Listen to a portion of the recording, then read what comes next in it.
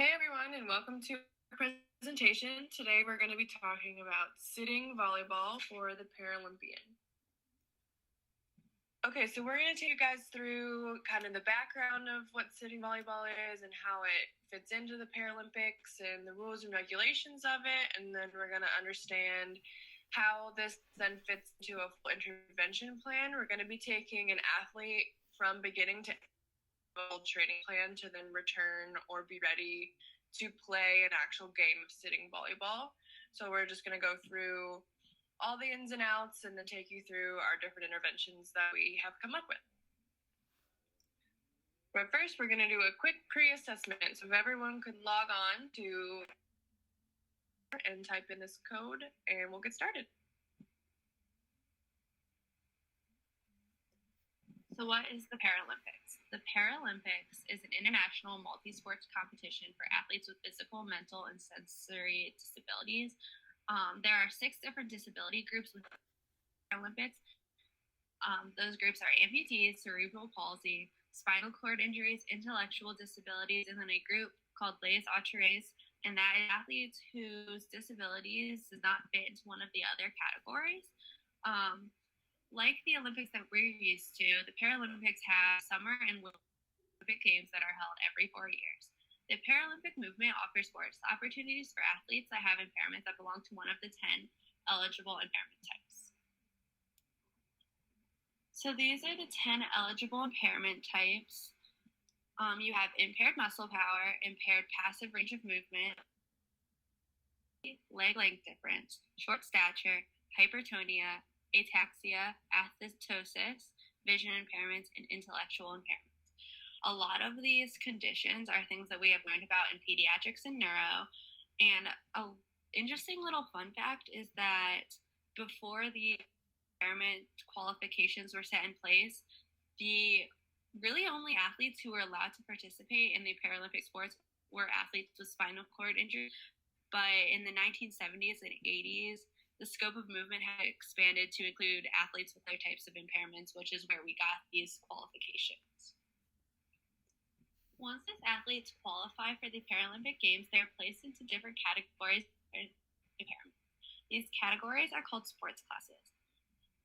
Breaking them up into different sports classes is similar to grouping athletes by age, gender, or weight. This prevents the threat of one-sided and predictable competition in which the least impaired athlete always wins. To minimize the impact of impairment on sports performance, classifications must be sports-specific. If different impairments cause similar activity limitations, athletes with these impairments are allowed to compete together or against each other. Athletes are evaluated based on 3 questions. First, does the athlete have an eligible impairment for their sport? Does the athlete's impairment meet the minimum disability criteria of the sport? And in which sports class describes the athlete's activity limitation most accurately? There are a total of 52 sports classes.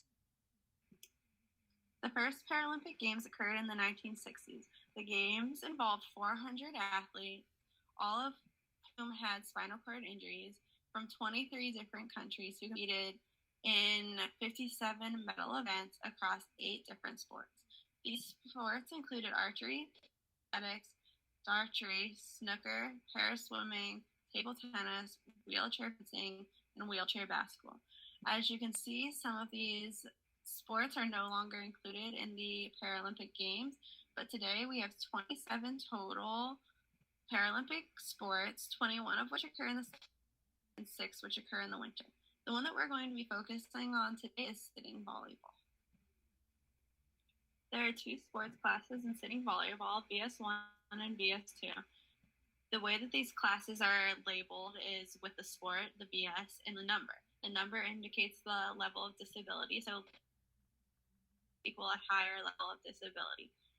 The reason for this is because teams can only have 2 VS2 players on their roster. This is so, like I mentioned earlier, that there is a fairness when each team is playing. Impairments for sitting volleyball can be both upper extremity, lower, and the eligible impairment types include impaired muscle power, impaired passive range of motion, limb deficiency, leg length difference, hypertonia, ataxia, and athetosis. Now it's time to get into some of the basics of sitting volleyball. So there are some similarities between what we already understand is that there are allowed to be 3 contacts with the ball before it goes over the net to the opposing team. These 3 contacts are typically what we hear as the bump set spike pattern. Another similarity is that each match is best of 5 sets, played to 25 points, and you must win by 2. There are a few differences between volleyball and sitting volleyball. So some things that are new are the net is only 3 feet high and the court is 10 by 6 meters with a 2-meter attack line. The court is divided into 2 sides of 5 meters deep by 6 meters wide. Players can block serves, but one cheek must remain in contact with the floor whenever contact is made with the ball. Players must remain in contact with the court at all times when handling the ball. Short loss of contact with the court is permitted in 2 scenarios: when making a defensive play in the back zone to save a ball, and when making a defensive play in the front zone. So unlike volleyball that we're used to, where the players are able to jump around a lot, keeping in contact with the floor is very important in sitting volleyball. So here's a visual of what a sitting volleyball court would look like to the athletes. So each team is allowed to have 6 players on the court at once, 3 in the front row. As you can see, there is a player on each team with a different colored shirt. This player is called the libero. They are a defensive specialist, and they are not allowed to play attacking shots. As you can also see, the typical pattern of play, as I mentioned before, is the 3 touches, set spike, with the spike being the attacking move of the game. Sitting volleyball is a fast and unpredictable game. Players need to have good upper limb physical performance because the sport involves movements that require power, agility, stamina, and physical fitness factors. There have not been a lot of studies done on the sport because it is so unique, but we did find a study by Amadi et al. That looked at physical performance tests that correlate with higher performance in sitting volleyball. Some of the tests that are correlated with higher performance include the hand grip test, pass test, modified agility test, speed and agility test, and speed and endurance test. The image on the screen is the speed and agility test, and you guys will see that later in one of our videos. So now that we have looked a little at the history of Olympics, and now that we know what sitting volleyball is, we're going to talk about common injuries in this sport. So in an article by Nuhu et al., they had a total of 158 sitting volleyball players who played for the team in Rwanda. And regardless of their gender, if they were male or female, all of the players sustained at least one injury, half of them being a mild injury. And they found that the most injured part of their body was their fingers, wrists, or their hands. Other studies, such as the characteristic of sport injuries in team games disabilities, showed that sitting volleyball reported high numbers of abrasions and contusions, being 22 to 27%, and fractures ranging from 8 to 20%. So what are current treatment protocols that are out there in regards to monitoring the risk factors and incidents for injuries in this athletic population? Previous research has shown that injury rates in Paralympic sports are generally high, trending higher than able-bodied athletes. Now, this might not be surprising considering that maintaining health in athletes with already pre-existing disabilities can be extremely traumatic. These athletes may have very complex pre-existing medical conditions such as neurodegenerative disorders, spinal cord injury, amputations, etc., which affect all different visual and intellectual impairments, cognitive impairments, and medical issues, which can then lead to issues with skin lesions.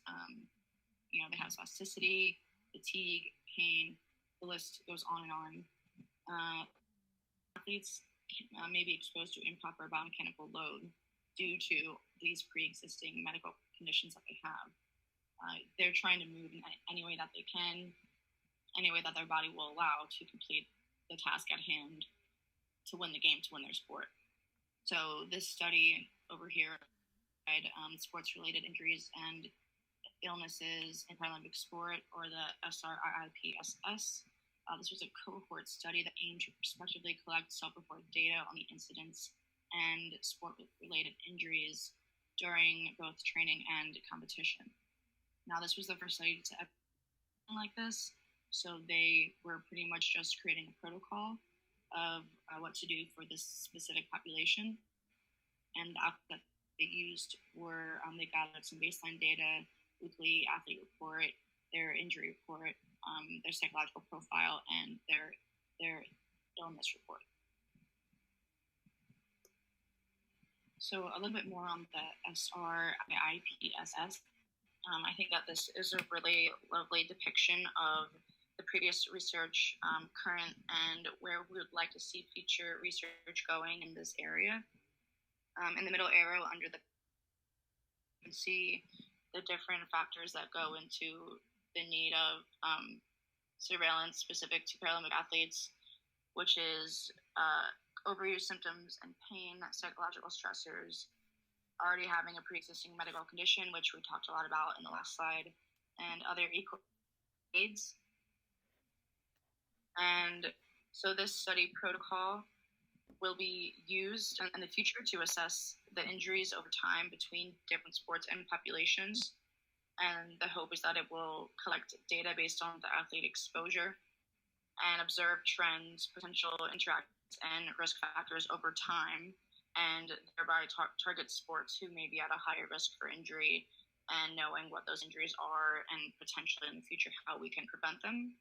But as of right now, there is a lack of research in following Paralympic athletes over multiple training seasons, and there is a large difference between the injuries of each sport. So future research has to be done regarding the need for more sport-specific research, depending on if you're talking about sitting volleyball players or wheelchair basketball. Those injuries that they're experienced are not going to be the same. So putting this all together, what does this look like? During this video, I want you guys to think about all of the muscles being active while these athletes are playing the sport. Are there any muscles that are working extra hard due to their condition or due to them not being able to utilize their lower extremity as much? Watch their movement patterns. How are their bodies moving? And as you're watching this, think about the common injuries that we talked about and how they might get injured just by the way that they're moving, and think about how this might impact the treatment and intervention that we'll talk about later on.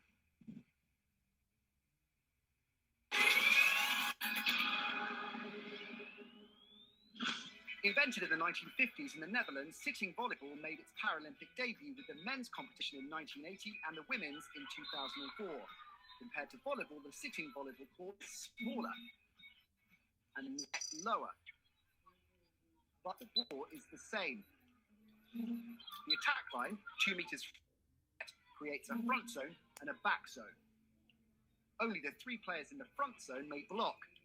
A defensive specialist called a libero wears a different colour shirt and plays in the backcourt. Player positions are determined by the location of their buttocks, which must always be in contact with the court when playing the ball, except in extreme defensive situations when a brief loss of contact is permitted. Teams have up to 12 players with 6 on court at any one time. All players have to have an eligible impairment. Athletes may be amputees, or of loss of muscular strength or flexibility in a joint, and being unable to stand is not a requirement playing sitting volleyball. An athlete may be classified as minimally disabled, MD, or disabled, D. Teams can have up to 2 MDs on a roster, only 1 on the court at a time. Play the games with a service. Unlike in volleyball, in sitting volleyball, the opponent may block or attack the serve. The main aim is to stop the floor on your half of the court, or to force your opponent into making a mistake. Every rally results in a point. Teams can hit the ball no more than 3 times in succession, and no single player can hit the ball twice consecutively. unless, in both cases, the first touch is a block. The key moves within a phase of play are serve, set, spike, block, and dig. Match is the best of 5 sets. The first team to win 3 sets wins. The first 4 sets are played to 25 points, and if necessary, a 5th set is played to 15 points. With all sets, teams must win by 2 clear points. Sitting volleyball is a fast and exciting spectator sport, demanding excellent reactions, great upper body strength, stamina, balance, and tactical awareness.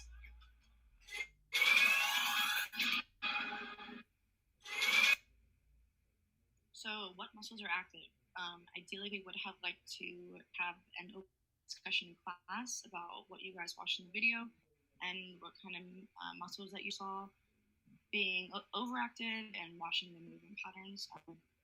But here is just a list of some of the muscles that we noted of being active or hyperactive during the video, and muscles that we are going to address during our treatment phases later on. All right, guys, now that you know kind of the background of what sitting volleyball is, kind of what it entails, what muscles we're going to be using, and how the game exactly works, we're going to get started with the interventions that we created. For our project, we decided to focus on someone who's just as a novice, so no experience whatsoever, kind of just starting fresh from square one. So with phase 1, we're going to start with muscle activation and manual therapy, as well as kind of addressing that self-efficacy aspect and instilling an internal locus of control. Go with phase 1. Some of the exercises we are going to be doing include tricep dips, grip strength, wrist and hip mobility, hamstring stool sprints, banana boat abs, which is pictured here on your right, scapular and serratus anterior activation, seated chest press, unidirectional scooting, action tapping inside the player's base of support. Throughout our presentation, we are going to have some videos of the different exercises that you may not know of or stuff that we created, so feel free to play those and follow along as we go.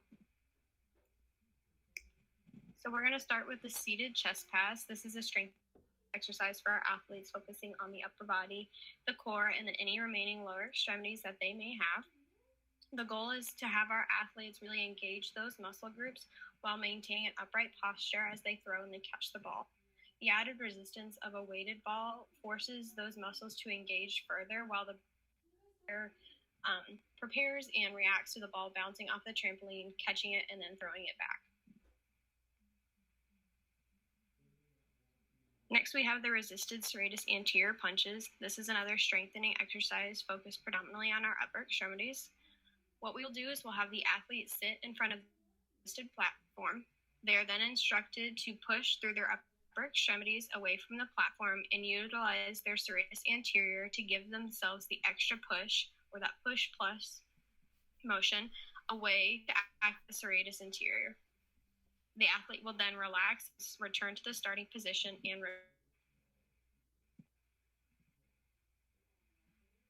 now we're going to introduce a reaction drill for our athletes. This one will happen within their support, and as we progress through the different phases, it will become harder and they'll have to reach outside of their base of support.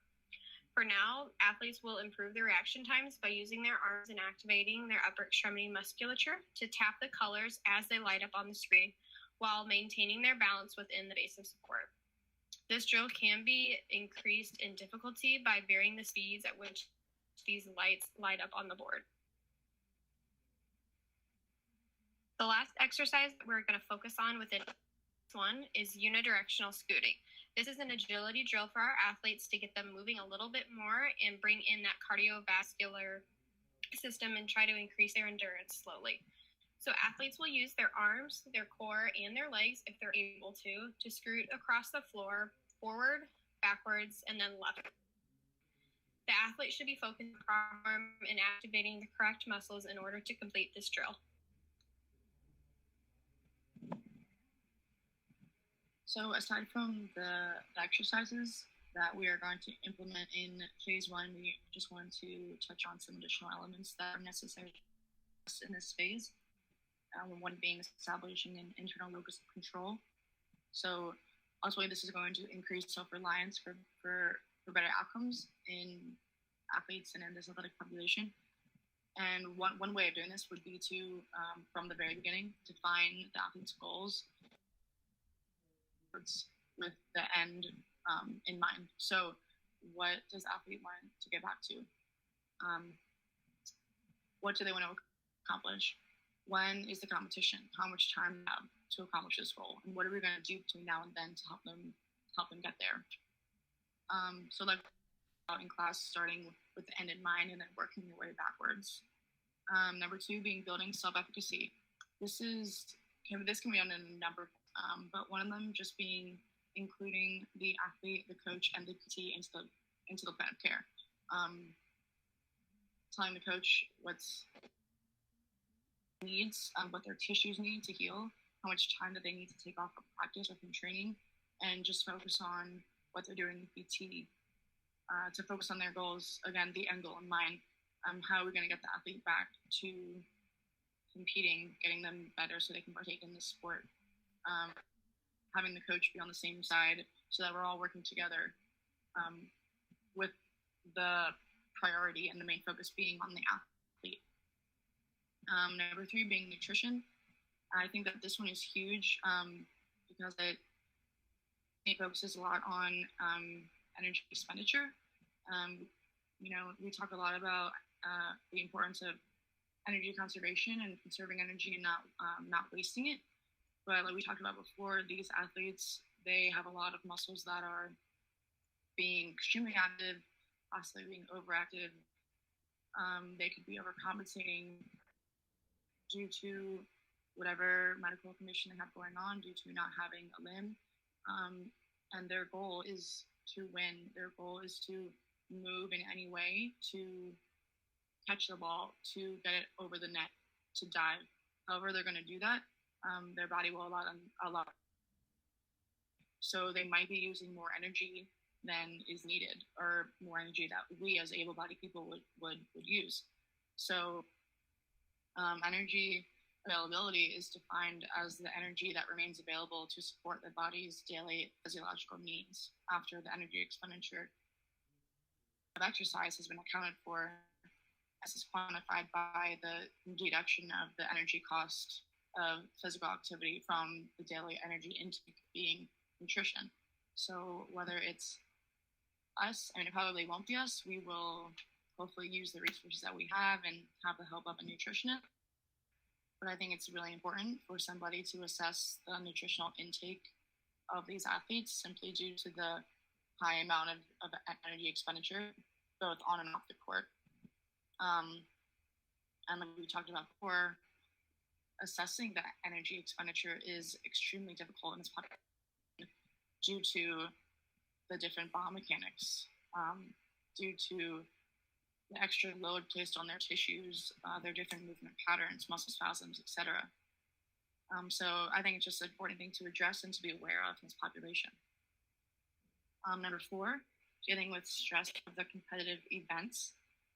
Head coaches, trainers, assistants, and physiotherapists found a need for implementing ways to combat stress in these athletes. I'm probably going to butcher this name, but in an article by Lundvest et al. In 2018, they did a study increasing support for the effectiveness of mindfulness interventions for these athletes.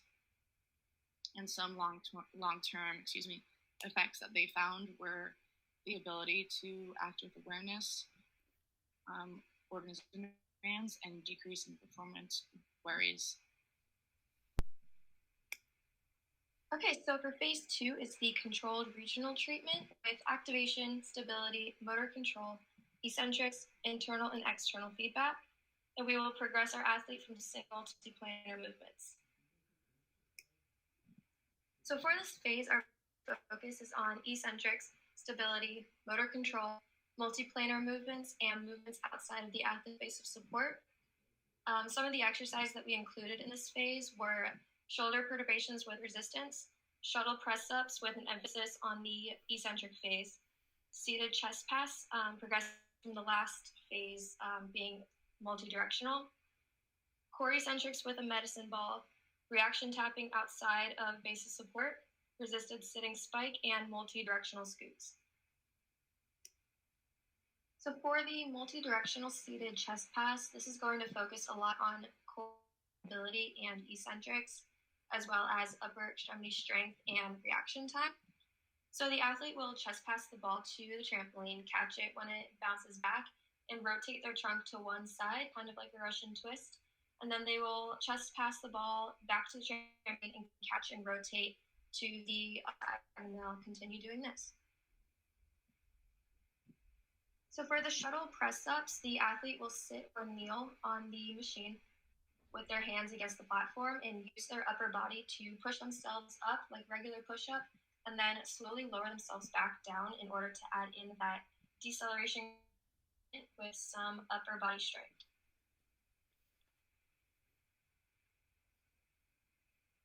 So this exercise is a progression from the exercise in phase 1, where now you are doing the reaction tapping outside of the athlete's base of support.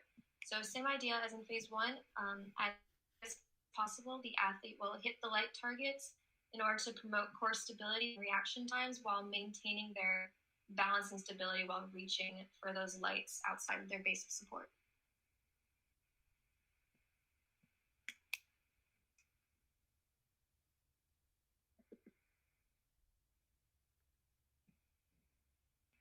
So this is another progression of the scooting exercise from phase 1, where now we're adding in multiple directions. So the athlete will use their upper and lower extremities, if they are able to scoot around the cones in the various directions. This exercise will target the abdominal muscles, triceps, biceps, glutes, hamstrings, all to work on that multiplanar movement and motor control, which is really important for our sport. Okay, now we're on phase 3 with the variant regional treatment with power, plyometrics, and cardiovascular conditioning. Some signs that we are ready to progress to this phase is that the athlete demonstrates correct movement patterns, and they also demonstrate control and stability maintained with exercises at increased speeds and loads, as well as control and stability inside and outside to support, and control and stability in multiplanar exercises. So for phase 3, the primary focuses are on power, plyometrics, faster speeds, changes in direction, and cardiovascular conditioning. So some of the exercises for this phase include reactive serve and catch, and spikes to target, shuttle jumps, resisted scooting, suicide scoots, left, right, center, reactive core drill, wall balls, seated box jumps, and seated line jumps. So this is the reactive serve and catch. So the athlete will scoot to the area where the PT is going to throw the ball at them, and the athlete will catch it to promote core stability, eccentric control, changes in direction, and quick movements while reaching outside of their base of support. And to progress this and make it a little bit harder, the PT can actually serve or throw the ball faster. So the next exercise here is seated line jumps in phase 3. The focus of this exercise is going to be power. Power-centric activities typically last between or less than 10 seconds per set. But here the athlete will use upper extremity and lower extremity to quickly power, push, and propel themselves on the Erics to practice making a defensive play. That's what we're trying to mimic here. Making a defensive play is the only time that the athlete is able to utilize their lower extremity. So this will ultimately use both power and strength in upper and lower extremity for use with diving and getting to the ball. So although powerful movements are typically going to be max effort, we're still in phase 3, so we're just kind of introducing those movements without it being completely max effort. So we're going to have her do a few reps of this, but not full out, not all the course. So this next exercise in phase 3 is going to be a shuttle jump. This is also going to incorporate power and strength.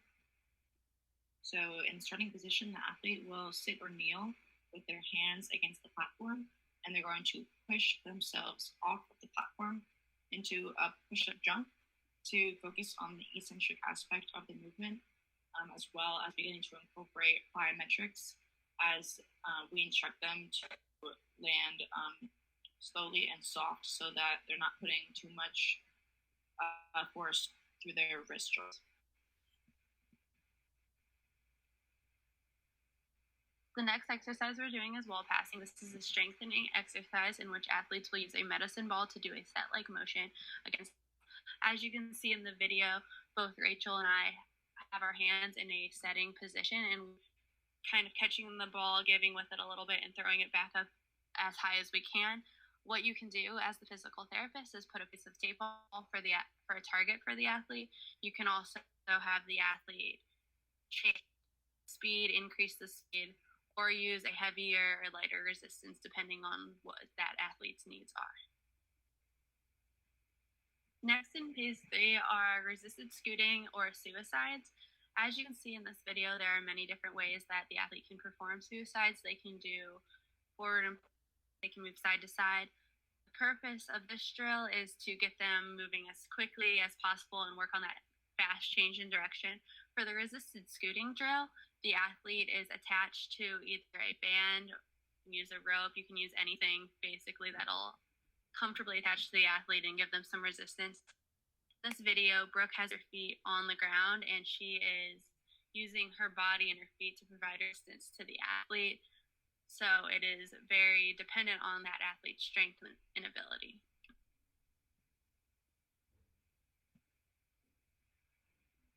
So this is the last exercise, phase 3. It's the W drill. It is a speed and reactive drill. In this exercise, the athlete must scoot to each one of the cones and be ready to set a volleyball. It gives the athlete an opportunity to work on their endurance and cardiovascular conditioning. In the video, a volleyball is used and the athlete is setting the ball to a target. However, to advance this exercise or make it a little bit more difficult, a medicine ball can be used.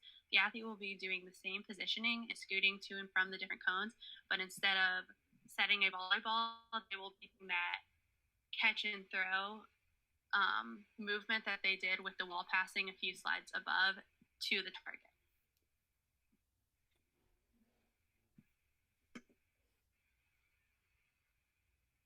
Okay, and it looks like we're ready to move on to phase 4. So some signs that we're ready to progress to this phase are muscle soreness is really low, our balance is improved along with our form. We're beginning to master the correct form for this. We're able to cut, decelerate, and move in multiple directions with proper form.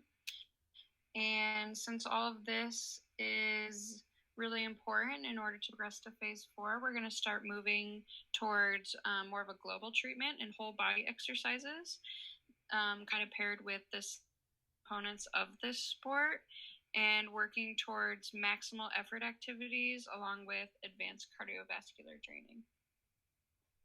So as I previously stated, in this phase, we're going to work on incorporating more skill components for this sport, along with advancing our cardiovascular training and making the activities and exercises more maximal effort. As you can see, there's a list of the exercises we're going to kind of show you guys videos of. To the right, Madison is performing the diving drill, which is very important when you're playing defense and they spike the ball out of your base court and you have to go and dive to try to save it from touching the ground.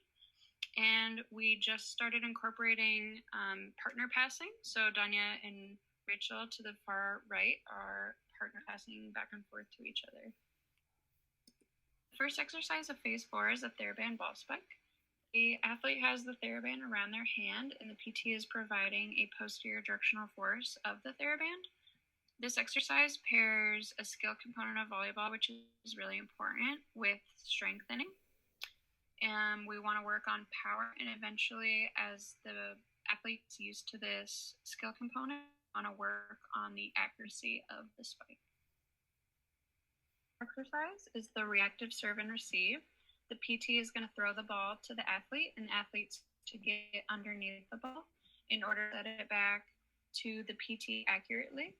This is a really important skill component of volleyball in order to control the ball and make a strong offensive play back to the other team. This is a fast-paced drill, and the athlete has to work to get under the ball wherever the PT throws it, which also helps incorporate cardiovascular endurance.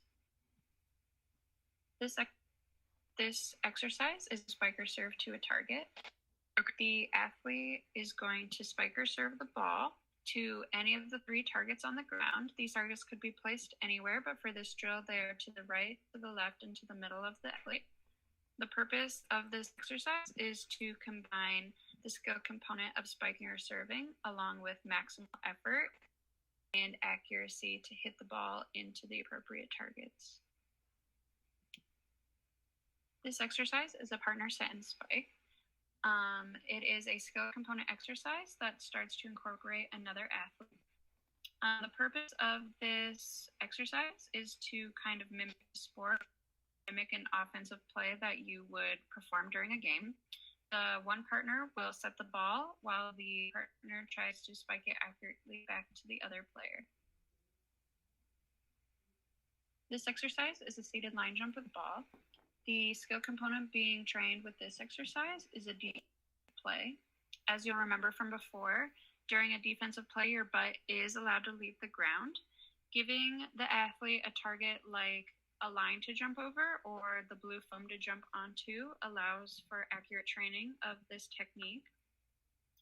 The purpose of this exercise is to kind of incorporate lower extremity power that almost looks like a jump paired with an upper extremity kind of dive in order to save the ball from going out of bounds. It's important to practice the speed of this activity as it usually occurs after a spike from another player. And it's also important to practice the of return in order to make a really great defensive play. The last exercise of phase 4 is a diving drill. The skill component we're training with this exercise is making a defensive play. It usually occurs when the ball is really far out of your reach and it's kind of like your last hope. You just put your hand out there. It is one of the more challenging skill components to train. As you can see in the video, the 3rd time's the charm. All right, so now we are ready to move on to phase 5. Phase 5 is going to be our global treatment where we're incorporating using drills now, where we're really closely monitoring, getting back into practice, contact as appropriate, kind of more simulating game-like activities. So signs that we're ready to move on into this phase are that we have any recurrent pain or effusion with exercises that we're doing, our acceleration and unplanned cutting are performed at full speed with proper form. We have really high self-efficacy, and we're able to tolerate short bouts of high-intensity exercise. So we're ready to move forward. Okay, so as previously mentioned, our primary focus in phase 5 are global treatment using drills and other players, closely monitoring return to sport and contact as appropriate. So we've got a few exercises that we want to go through in this phase. We've got more, like we mentioned, with doing drills, and then returning to full play with modifications as necessary. So in order to play a good game of volleyball, we've got to start with the fundamentals. So incorporate a bump, set, and spike drill will allow for communication between team members, adding in other players to mimic normal play, adding in speed and fast reactions. The athletes go in a circle and pass the ball to each other, mimicking that bump, set, and spike as they would on one side of the court during an actual game. Another drill we will be adding to the athletes' regimen is the set and dive line drill. This drill involves 4 players, and the players will line up along the net and alternate setting the ball to one another, then diving laterally to quickly reset for the next set. This incorporates speed and agility in real-time game situations, getting the athlete prepared to return to play at max effort.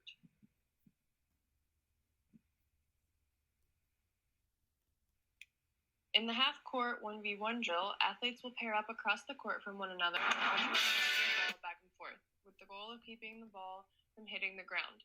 This mimics real-time game-like situations and involves all aspects of exercises and interventions that we've incorporated thus far, such diving, strength, and agility to continue passing the ball and keep it from touching the court.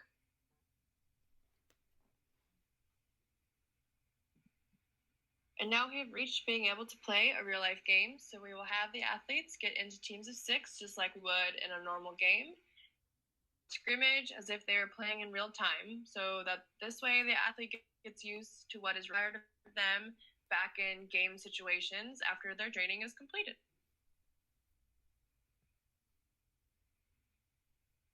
So as we've gone through a full intervention plan for a sitting volleyball athlete, a couple of different things. We've learned that the Paralympics is an international multi-sport competition for athletes with physical, mental, and sensorial disabilities. To be eligible to play and qualify for sitting volleyball, you must fit into the categories of impaired muscle power, impaired passive range of motion, limb deficiency, leg length difference, hypertonia, ataxia, and athetosis. The most commonly injured sites in sitting volleyball athletes are their fingers, wrists, and hands, with high numbers of abrasions and contusions reported. So it's really important that in those early stages we work on strengthening those upper extremities and make sure that we're being mindful of checking our athletes for anything that they report from hitting the ground that could cause damage later on. Taking an athlete through an intervention plan to return to play should involve a multifaceted approach, beginning from the basics, so going through our team. And we learned that sitting volleyball is really tough, but super fun. All right, and now let's put that knowledge to the test, and we'll do a quick post-assessment. So log on to Poll Everywhere, and we'll get started.